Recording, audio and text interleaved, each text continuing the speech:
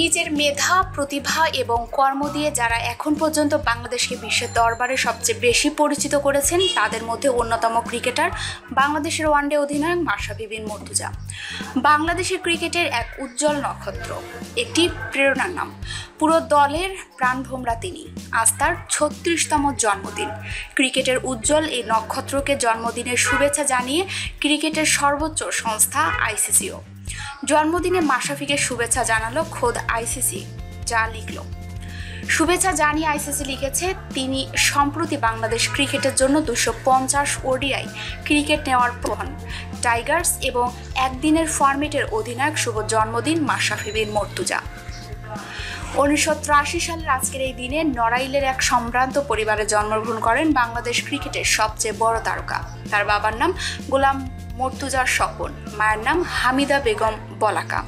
দুই ভাইয়ের মধ্যে মাশরাফি বড়।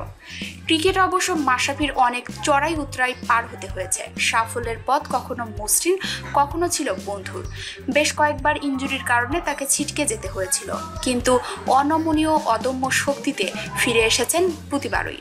তার নেতৃত্ব গুণে বর্তমানে ওয়ানডেতে বিশ্ব ক্রিকেটে বাংলাদেশের নাম উচ্চারিত হয় শক্তিশালী দল হিসাবেই।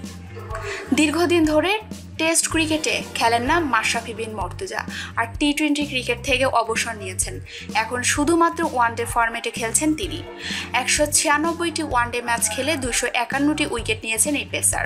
এছাড়া ব্যাট হাতে করেছেন ১,৭২০ রান। টেস্ট ক্যারিয়ারে ৩৬টি ম্যাচ খেলে ৭৯৭ রান করেছেন। বল হাতে নিয়েছেন ৮৭টি উইকেট।